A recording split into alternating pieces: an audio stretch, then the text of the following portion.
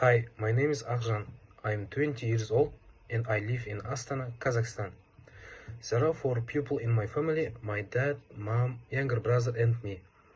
I'm third year student at Gumilev Eurasian National University, majoring in IT, focus on cybersecurity.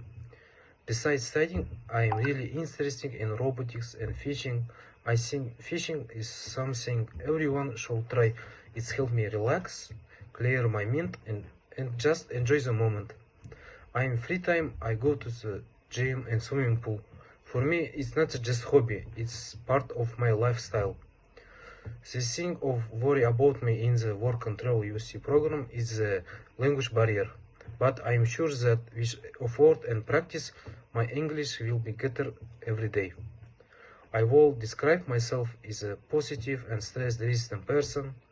I always try to do things right, no matter what the route is.